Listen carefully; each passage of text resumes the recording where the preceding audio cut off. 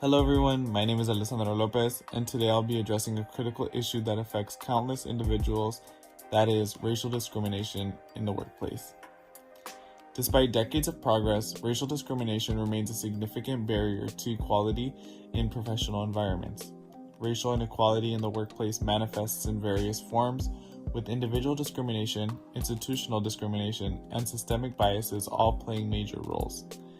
Individual discrimination refers to personal prejudices or biases that affect hiring, promotions, and day-to-day interactions.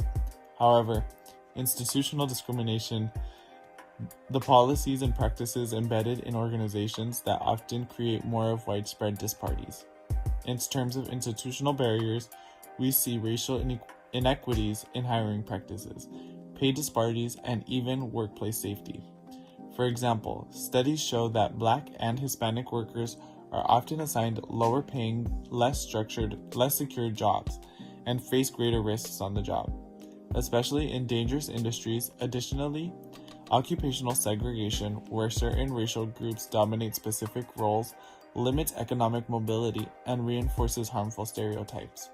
One key concept we must address is colorblind racism, the belief that ignoring race will solve racial inequality. This approach fails to account for the structural inequalities that persist in our society. The challenge is not to pretend race doesn't exist, but to actively combat the biases that affect how people of different races are treated in the workplace. Furthermore, implicit biases, the subconscious attitudes we hold about people based on their race, continue to shape work dynamics, often in ways we don't recognize. By actively recognizing and addressing institutional discrimination, we can create work environments that empower everyone, regardless of race. Thank you.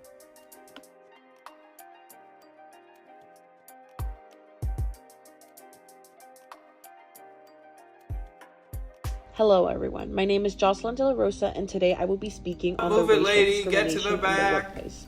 More specifically on how it is occurring in an individual level rather than the systemic issue at large. While institutional discrimination focuses more on the systems and policies, as Alessandro mentioned before, individual discrimination is more about how coworkers and supervisors act based on the personal biases that they're bringing from home and into the workplace. Now, racial discrimination can show up in a few ways. It can be from harassment, like racist remarks or jokes coming from coworkers or employers, or it can also be instances of being excluded from opportunities to grow, network, or socially advance. These behaviors may seem subtle to some, but they still have a lasting and big impact on individuals and employees on the receiving end. A study from the sociology of discrimination shows that white candidates are still preferred over equally qualified candidates of color by a statistic ranging from 50% to 240% in the hiring processes. So even though we as a society have made progress, it is still important to advocate for racial equality in the workplace. There are 4 main types of individual racial discrimination in the workplace, and they are as follows: direct discrimination, indirect discrimination, harassment, and victimization. To help explain these ideas a little further, it's important to talk about 2 important sociological concepts such as intersectionality and microaggression. First, intersectionality is the idea from our textbook, You May Ask Yourself, and it explains how different parts of our identity like race, gender, and class kind of come together and mesh to create a unique challenges. For example, women of color often experience gendered racism, where biases against their race and gender overlap. One story from Personal Stories of Racial Oppression in the Workplace really stuck with me. Jesse, a Black reconciliation specialist, said, quote, "As a Black person, it often feels like a confirmation of what was assumed already, that I'm not smart enough, capable enough, or quick enough, and that I never belonged in the first place." End quote. The second concept is microaggressions. These are small, often unintentional comments or actions that can hurt people of color. For example, saying something like, "You're so articulate for someone from your background," might seem like a compliment, but it's actually dismissive and offensive. F. Washington defines microaggressions as, quote, "insensitive statements, questions, or assumptions," end quote.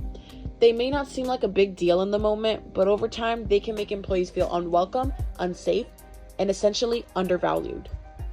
So, What is the solution? How do we fix this? Our group believes that workplaces should implement racial bias training to help employees recognize and avoid microaggressions. That way, all employees can feel safe in the workplace. Then, we should also create fair opportunities for all employees to grow socially, physically, mentally, and be able to succeed in the workplace. And lastly, we should promote equity policies to build an inclusive environment where employees won't feel unsafe coming to their place of work. These changes can make a big difference in creating workplaces where everyone feels valued and respected.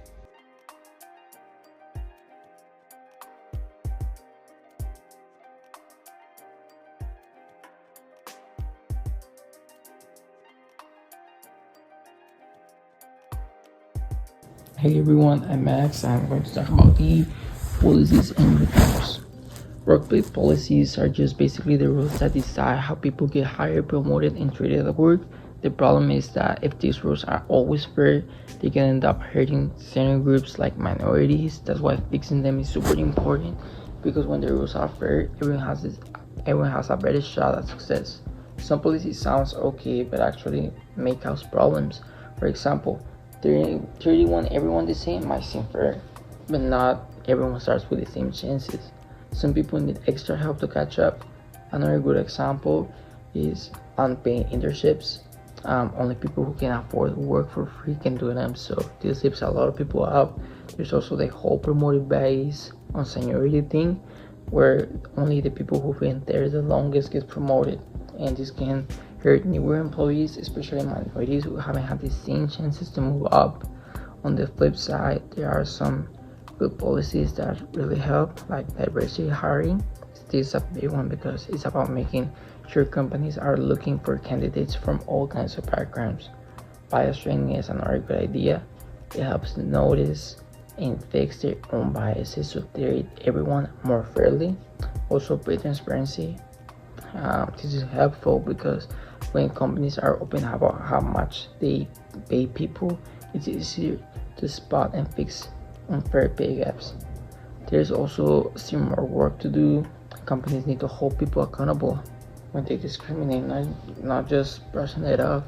They should also have mentorship programs to help people from minority groups and move up in their careers, and promotions should be based on skills and hard work, not just how long someone's been around. Remote work and flexible schedules can also help because they focus on what people get done and not how they fit into the office.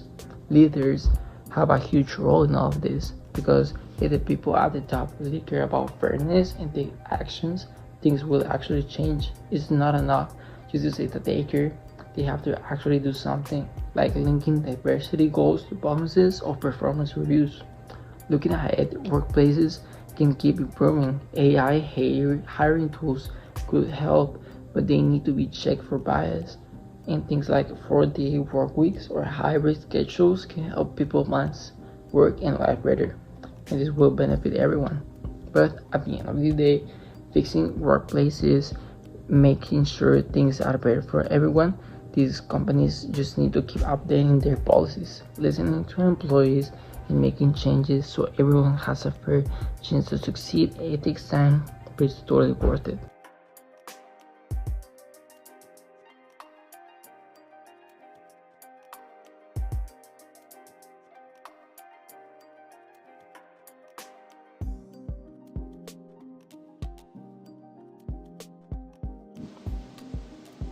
Hi, today we're talking about how different parts of a person's life makes things harder at work.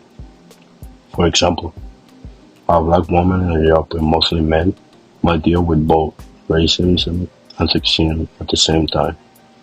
This makes her experience at work very different from others. This idea was created by Kimberly Crenshaw to explain how these problems makes and affect people. Let's look at some examples.